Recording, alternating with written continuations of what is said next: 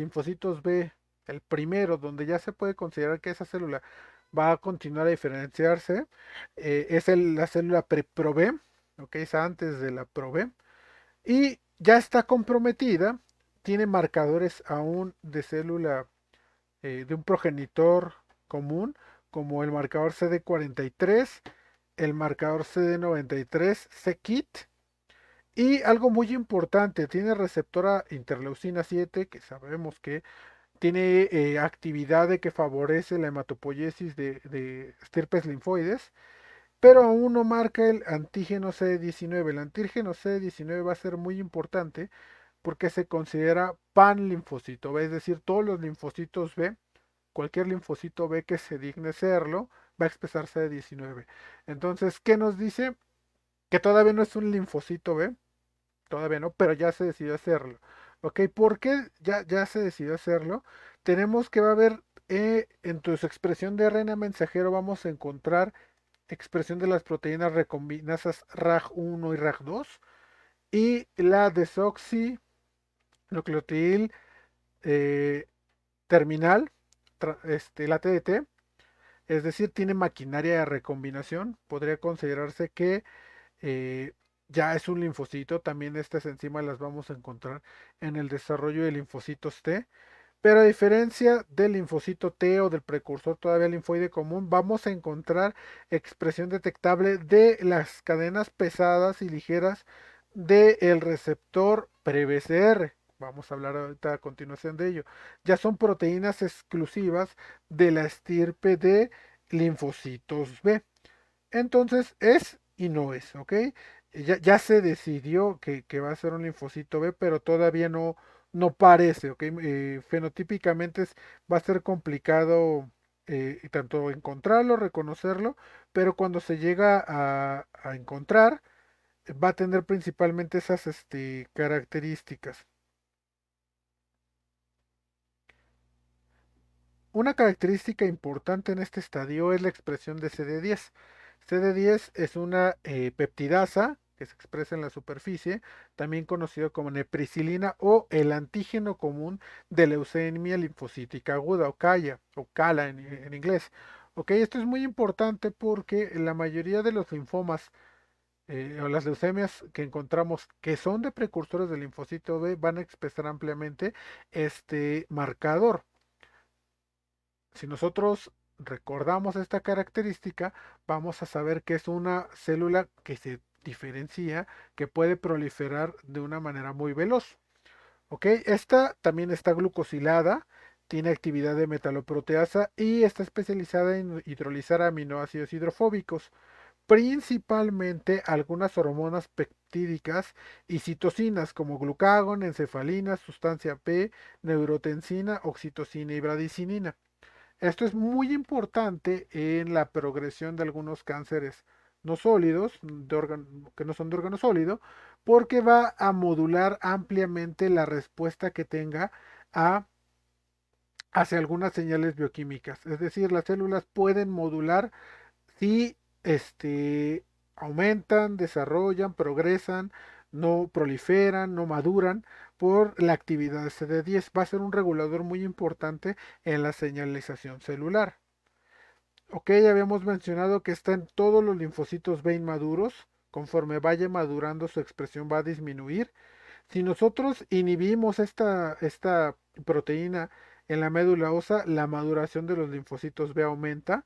Esto significa que puede estar funcionando como un freno para atenuar o regular la señalización que reciben estas células de otros factores externos y es un marcador muy importante en células, en algunas leucemias linfocíticas.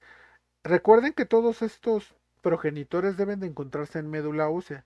Entonces, el simple hecho de encontrar progenitores en sangre periférica ya nos indica que hay ahí un proceso de leucemia desarrollándose, donde se observa que pues tienen un citoplasma muy pequeño, tienen un núcleo muy desarrollado, ¿ok? Y por citometría de flujo, ¿qué es lo que vamos a encontrar? Que desarrollan el marcador CD10, que es un precursor, y en este caso CD19 que nos está indicando que también es de tipo linfocito B.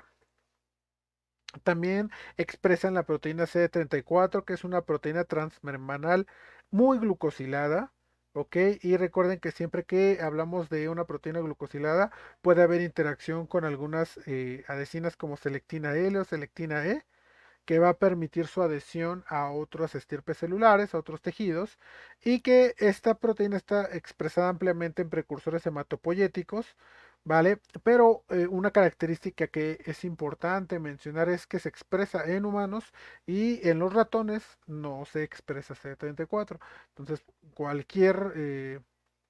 hay que tener en cuenta esto cuando se estén haciendo algunos protocolos de investigación para no incluirlo como marcador de diferenciación.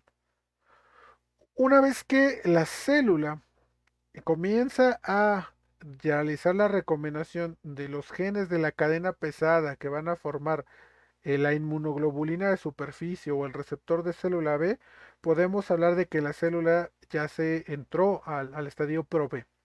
En el estadio Pro-B lo que vamos a tener va a ser la recombinación de la cadena pesada. Primeramente del segmento DAJ y posteriormente de los segmentos B a DJ. Vamos a encontrar expresión de las enzimas de las recombinasas RAG y de la TEDT. ¿Qué marcadores van a definir a este estadio? Principalmente el inicio del marcador CD19 ya es considerado un linfocito B, es inmaduro, es un precursor, pero ya está completamente comprometido. ¿Ok? Es más fácil detectarlo. CD45R, ¿ok? Que es un antígeno leucocitario común en su variedad B220. Y el receptor de interleucina 7, algo muy importante, tiene receptor de interleucina 7, pero se ha demostrado en algunos experimentos que no es necesaria completamente la señalización o la suplementación de interleucina 7 para el estroma para que se desarrolle. Se desconoce por el momento cuál sea completamente la participación de interleucina 7, pero se observa que no es completamente necesaria. ¿Ok? Recordemos que la recombinación BDJ es el principal mecanismo por el cual se genera la amplia diversidad de receptores, tanto de anticuerpos, de inmunoglobulinas como receptores de célula T. Aquí una pequeña animación para que recuerden el locus de la cadena pesada de inmunoglobulina consta de segmentos BDJ, de variedad, diversidad y unión, y estos se constan con varios segmentos B, D, J y el segmento constante que aquí está marcado con azul, ¿ok? Segmentos variables en rojo. Vamos a tener que los segmentos variables, en este caso es una animación que indica unión de segmentos BJ con las señales de reconocimiento de secuencia, las enzimas RAG que van a reconocer los heptámeros y nonámeros, van a unirse a los segmentos B y J y van a permitir su unión. Una vez que se unen, van a separar las regiones intersegmentos, las regiones se van a perder, van a formar una unión enlazando segmentos BJ y también van a formar una horquilla. Esta horquilla, cerrando los segmentos BJ, posteriormente se va a abrir. Aquí vemos que aquí se forma la horquilla, en el segmento intergénico que se separa no se cierra. Ok, tenemos ahí una DNasa, las proteínas Q y artemisa, ligasas, van a formar un complejo uniéndose al fragmento que se acaba de unir. Ese fragmento se cierra, se desecha y con el fragmento unido BJ, con la molécula, se va a romper no de manera simétrica.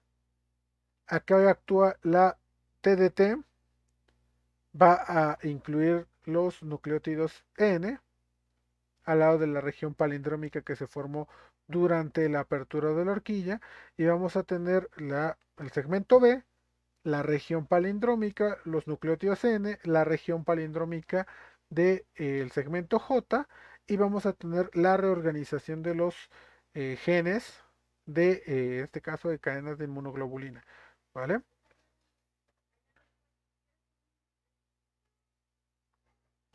Recordemos que en esta secuencia de recombinación tenemos, en el caso de la cadena pesada, tiene un segmento B, segmentos D y segmentos J. Tenemos dos alelos en el cromosoma 14, uno heredado de papá, uno heredado de mamá.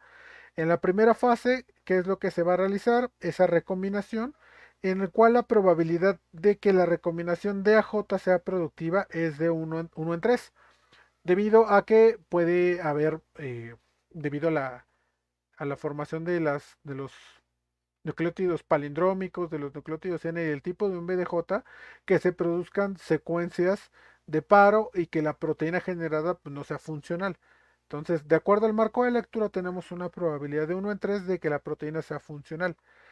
Si esta recombinación BDJ es funcional, pues se va a proceder a la recombinación VDJ, igual con una probabilidad de 1/3 de que se lleve a cabo, y vamos a tener un fragmento BDJ con su región constante, lista para formar la cadena pesada, para expresarse como una cadena pesada. Esta cadena pesada va a poder unirse con el producto del gen de la cadena sustituta, que es una proteína similar a la cadena ligera, pero vamos a ver su función.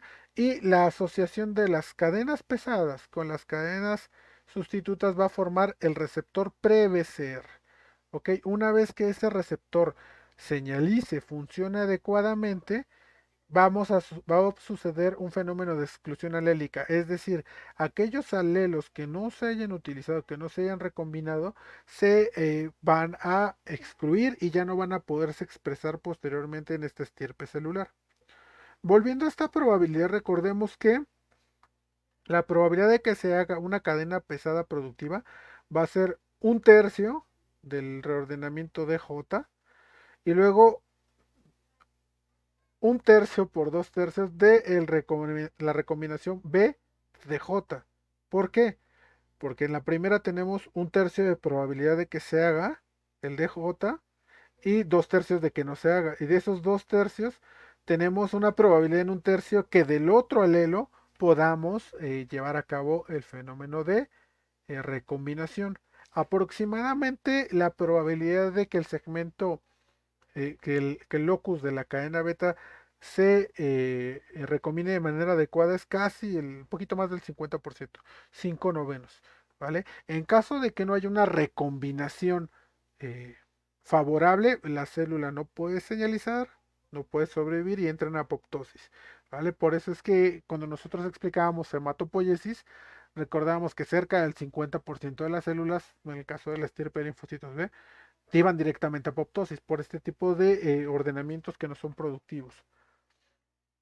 Ok, recordando que la variedad que encontramos en los segmentos BDJ de la cadena pesada, tenemos que los genes de la cadena pesada tienen 45 segmentos B, 23 aproximadamente segmentos D y 6 segmentos J. Entonces, haciendo la combinatoria, tanto de la asociación de un segmento J con un D y los segmentos de J con B, también con la adición de nucleótidos eh, N entre los segmentos B, D y DJ, ¿vale? Aproximadamente el repertorio de reconocimiento de antígenos que generan es aproximadamente de 10 a la 11.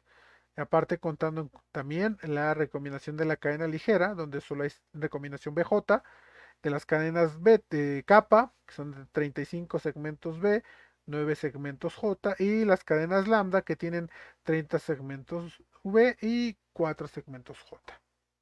Ok, hablamos de la cadena